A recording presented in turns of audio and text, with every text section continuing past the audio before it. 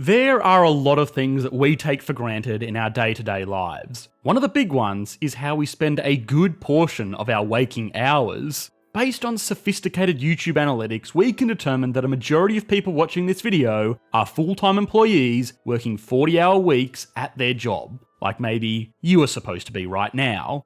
Even for those of you who are students or business owners, freelancers or part-timers, there is no doubt that you in some way work around or are influenced by the 40-hour work week. People arrive at work at 9 AM, go home at 5 PM, Monday to Friday, and this is pretty much the standard arrangement amongst a vast array of professions in an equally vast array of countries and companies. But why? What is going on here? Industry, technology, and culture have all drastically changed since this arbitrary figure was introduced, yet it has stood the test of time. And this isn't a video lamenting the need to actually work or commit some time to being a productive member of society, but rather it's about what is the best possible arrangement for workers, businesses, and by extension, the entire economy. So, is 40 hours really the optimal work week? How is this figured out? And are there alternatives that are based more in economics rather than tradition?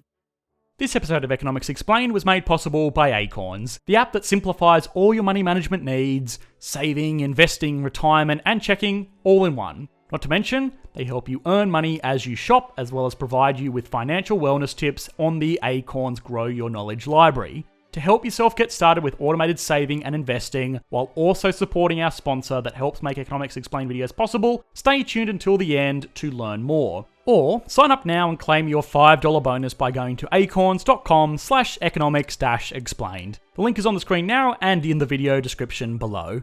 Now, of course, the 40-hour workweek has not been around forever, so before we start to explore alternatives, it's important to understand how we got here. Our working lives are mostly determined by the value that we add. The concept of having a set job with a contract and a set of expectations is a surprisingly modern concept. Of course, it all ultimately started from the need to literally put food on the table in the days of hunter-gatherers, and eventually developed into farming. For most societies that have existed, from the Egyptians to Renaissance-era Europe, people were primarily farmers. The working hours on a farm are very fluid. There are days and even entire seasons where pretty much nothing needs to be done. And then of course, there are times of massive activity around harvesting and planting. We actually explore this briefly in our video on the economy of ancient Egypt, which looked at how farming work schedules helped to build the pyramids. But the takeaway from this is that a 40-hour work week would just not function in this type of environment. And that's not to say that farmers need to put in more hours, although they definitely do. But it's more so that clocking in at 9 AM and then clocking out at 5 PM just wasn't going to work when animals need to be fed at 5 AM and rounding up cattle can take weeks at a time. The other key point is that there is a pretty serious point of diminishing returns on farming man hours. So long as a farmer gets done what needs to be done, they aren't going to get much more output from putting in any extra hours. You can't harvest more wheat than what is growing in your field, and even a 100-hour work week is not going to make a cow grow any faster. This all started to change, of course, during the Industrial Revolution. All of a sudden, workers were moving into industrial settings en masse and into roles where they got out what they put in. Someone in a glass-blowing factory could produce more jars in 12 hours than they could in 6 hours, and a coal miner could dig more coal if they worked 6 days a week rather than 5 days. So the pressure was getting more people to work for more hours to make more output. Industry at this time was still very labour intensive. The ultimate limitation on output was actually how many hours they could get people to work. This continued on for some time, but slowly and steadily technology did improve. All the while, there was tension between the factory owners that controlled the land and capital, and the workers that controlled the labour in the factors of production. If any of these factors went missing, production would stop. So things like labour strikes were kind of bad for everyone, but they were essential in pushing the agenda of workers with limited individual negotiating power. One of the big things that they were negotiating was working hours. working 14-hour days was great for output, but less great for workers' sanity and safety, especially when you consider that they were working pretty much around the clock and in amongst steam-powered cast iron meat grinders. By the late 1800s, US Congress and individual states were starting to pass laws that mandated a maximum 8-hour workday, which sounded great, but of course, factory owners lobbied hard against this. They argued that if something took 12 hours of constant work to manufacture, then it would no longer be possible to make in the US, and they would be forced to take their business overseas. Sound familiar? This led to most of these laws being filled with so many allowances and loopholes, it was pretty much business as usual. This actually didn't really make much progress for the next few decades, and it was only turned around by the decision of an unlikely champion of the working man. Henry Ford rolled out the 8-hour working day across all of his factories in 1914, much to the shock of his competition, his workers, and the government. This also came along with a sweeping pay rise to $5 per day, which at the time was pretty significant. The idea behind this was that if workers had more money in their pockets and more hours in their day, they would have more ability to go out and consume. Up until this point, economics was primarily determined by how much could be produced. The bottleneck of a society was its industrial potential, but with the rise of heavy industry and production lines, this had shifted to consumption, making all of the Ford Model Ts in the world was useless if nobody would buy them. The new hours also had some much more tangible benefits for the company. It made them the place to work. Think of it, in the modern world, working at Google or Goldman Sachs is anecdotally seen as professional nirvana. In the 1920s, that was Ford. They were on the cutting edge and they treated and paid their employees well. This meant that they could attract the most experienced technicians, which in the age of production lines was starting to become more and more important. The profits of the company soon jumped from around $30 million a year to $60 million a year. This was of course due to a variety of factors, but the big one was their new pool of experienced and motivated workers. Now, so far it all looks like working hours have adapted to the needs of the day. Farm workers worked around farm duties, early industrialists worked around early industry, and modern industrialists just worked around modern industry. But office workers have kind of just followed suit. So, how is it decided that this is how we work? The 40-hour work week has a simple elegance to it. It divides working days neatly into 3, with 8 hours to work, 8 hours of recreation, and 8 hours to sleep, and it still has 2 days off a week for people to go out and be good little consumers. Outside of this, the 40-hour work week has kind of mandated the 40-hour work week. If a company is engaged in any type of business-to-business relationship, it is going to need to be able to accommodate deliveries or sales orders at the time that they are processed, which will be between 9 and 5. But it is easy to tell that this isn't always the best arrangement. For those of you who work in a normal office environment, think on how much of the day is actually spent on task. The figures vary wildly study to study and industry to industry, but most research notes that modern office workers only spend about 45% of their working hours on their primary task. The rest is made up of things like lunch and coffee breaks, meetings, distractions, and the infamous task of trying to look busy. Obviously, some of these ancillary duties are important, but in many ways, office workers are a lot more like farm workers. No matter how many hours an accountant puts in at the office, they are only going to be able to produce one quarterly report per company per quarter, and in the times between those reports, they might not have anything to do at all. There are exceptions, of course. Things like sales and roles with billable hours can benefit from more time in the office, but that's not most workers. Most workers have a task that they do, and so long as that task is done, they have justified their existence. Now, this all causes the first major issue, the plight of the seasonal worker. Take that corporate accountant again. They will be expected to come into the office 40 hours a week, but for a lot of that time, there won't be much for them to do at all. Between major reporting dates, there will be a lull in their responsibilities, in the same way that farmers had a lull in their responsibilities between planting and harvesting. Of course, as we saw earlier, the farmers would just pull back on their hours during these lulls, but Accountants can't really do that. If they are not there from 9 to 5, their boss will start asking questions. During major reporting periods, corporate accountants will be tasked with putting together major reports for investors, regulatory bodies, or even just the company's own management, and those tasks could very easily consume more than 40 hours a week. Where a farmer is happy to work 70-hour weeks during harvest because they can go back to working 20 hours a week once they are done, an accountant might be less thrilled about that arrangement because they will only ever be able to go back to the standard 40-hour week. Despite overworking the poor accountant, it's actually very bad for morale. Humans are very outcome-driven animals. Most research notes that people don't actually mind putting in long hours to achieve an outcome like presenting a report or finishing a harvest because they can feel a sense of pride and accomplishment in their work once it's done. What they do hate is lots of time spent doing very little interspersed with peaks of massive, stressful expectations. The rigidities built into a system designed to protect workers has been skewed to act as an arbitrary market inefficiency in the proper seasonal supply and demand for labour. Now, seasonality is one issue, but even for more consistent roles, if only half of the worker's time is spent on task, what are the solutions?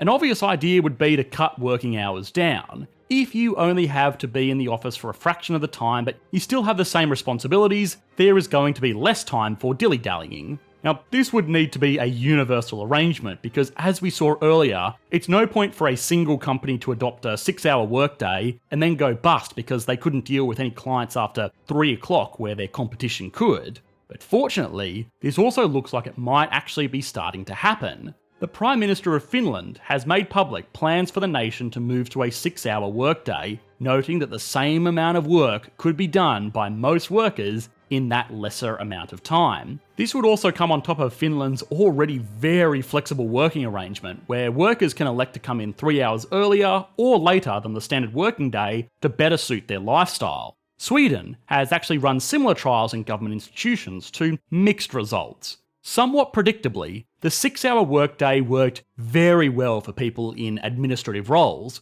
but was cost prohibitive in operational roles like bus drivers or aged care workers, where tasks can't necessarily wait for tomorrow.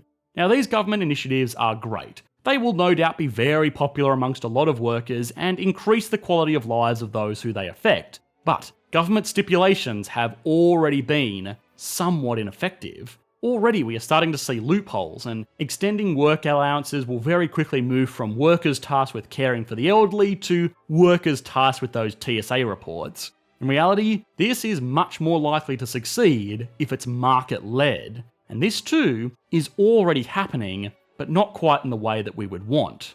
Despite what most people think, big businesses are not dumb. They are well aware of how much labour costs, and if there was a way to increase efficiency, they would jump on it. This is why we are seeing the mass rollout of an increasingly casualised workforce. In the past 3 decades, the portion of employees working on variable hourly arrangements has increased from around 15% of the workforce to 23%. Now, this varies from country to country, but it is the logical market response to wasted hours. If there is only 3 hours of work to do in a day, that's how much a business will have to pay for. Now, for individual workers, this isn't necessarily great. These casual contracts normally lack any semblance of job security, and in the States specifically, they can come without the all-important health insurance. But for the wider economy, it's quite good.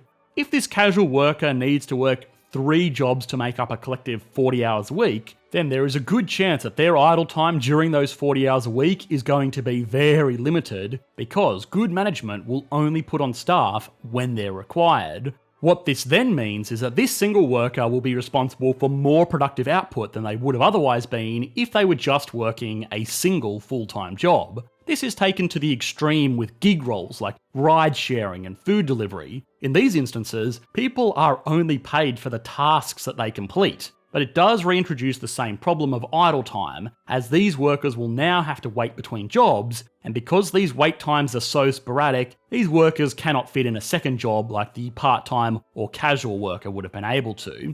Now in all of these examples, we have still been falling back on the assumption that a 40-hour week is gospel, that even part-time workers should string together a few jobs to make that 40-hour-a-week mark. But of course, there are better market-driven alternatives for all workers. Take our accountant from earlier. The logical arrangement for them would be a results-driven working environment. As long as they get done what needs to get done, it is done, and they are free to come and go as they please. If that means working 2 days a week in between reporting periods just to catch up on meetings and trainings, so be it. As long as they are willing to then turn around and do 60-hour weeks when it is required, which many people would be happy with, but a lot of people wouldn't. And that's part of the problem. Given that in many ways these more productive alternatives are worse for the worker, people yearn for the 9 to 5. A 40-hour workweek has become the arbitrary benchmark for full-time employment. Anything less than this will fall under a different label. If it was found that the same job could be conducted with a 30-hour workweek, a business would just make this a part-time role, and people wouldn't want it because this doesn't fit with most people's career plans.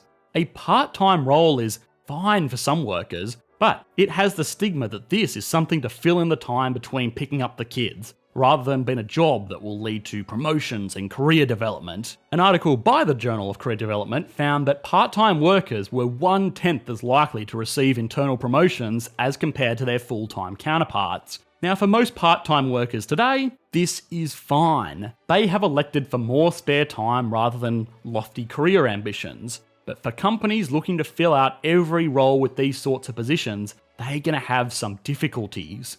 Full-time roles are normally seen as more prestigious. To demonstrate this, consider a thought experiment. You are currently employed full-time, but you are looking for a new role that will be your next step up on the career ladder. You are currently a successful computer engineer, but you want to become a team lead with the hopes that it will get you one day to being a tech lead or project director, or maybe even a chief technical officer. You are scrolling through job postings and see 2 promising roles, both in relatively small businesses, and both roles involve looking after a team of 5 engineers working on financial software development. Both roles pay $100,000 per year. Role 1 is advertised as a tech manager, and it's a standard full-time arrangement. 40 hours per week, Monday to Friday, 9 to 5. Role 2 is advertised as a part-time tech manager, and it's a 4-day-a-week part-time role, Monday to Thursday. What role would you pick? Well, the obvious choice would be the part-time role. It's the same money for less hours, but because of the connotations that come along with part-time work, in the real world, it's likely that a good majority of ambitious, career-driven individuals wouldn't even consider the part-time role for long enough to toss up the pros and cons. Now, in order to attract this type of motivated top talent, these companies are better off hiring a full-time employee for a part-time role and just loading the rest of their week up with filler responsibilities. We ourselves may be as guilty in perpetuating an inefficient and arbitrary work week as pesky government regulations or stubborn corporate executives. Why do we work 40-hour weeks? Because everybody has decided that is what people work. People who work more than that have hustle. People that work less than that lack motivation. But ultimately, everything is built around an arrangement that has been made to accommodate an industry that very few of us work in anymore. The shifts in the way that we work and the increased pressure to move into casualised or completely independent roles will disrupt this convention in the same way that Henry Ford disrupted the convention of pushing workers around the clock. Will this be the best outcome for individual workers? Well, no, probably not. Say what you will about the 9 to 5 grind, but it does offer a lot of security. Will this be the best outcome for the economy? Well, in a macro sense, it is doing whatever needs to be done to increase total output. But people are more than a factor of production. They are who we are producing for. Standards of living in an economic sense improve when people have more stuff. But maybe the ultimate luxury is just having more hours in the day. If nothing else, the takeaway should probably be amongst all of this that it's better to own a company than work for one. And since we are all fortunate enough to live in the age of consumption, you can capitalise on this with Acorns. Thanks to Acorns, it's easy to automatically set aside money for your future using roundups from your everyday spending. Acorns makes it possible to round up your credit or debit card purchases to the nearest whole dollar while auto-investing the difference for you, right into your diversified portfolio, making investing as easy as spending. The average American Acorns customer invests $390 a year from their spare change alone. That can go a long way towards something properly worthwhile. Patreon.com. And don't worry about picking the right stocks and bonds to invest in, as Acorn provides out-of-the-box professionally crafted solutions. Acorns has also partnered with hundreds of brands that want to invest into your future. For example, let's say you use Postmates or some other food delivery service to order a delicious filet from a restaurant like, let's say Outback Steakhouse, because apparently that's what Americans think Australians eat.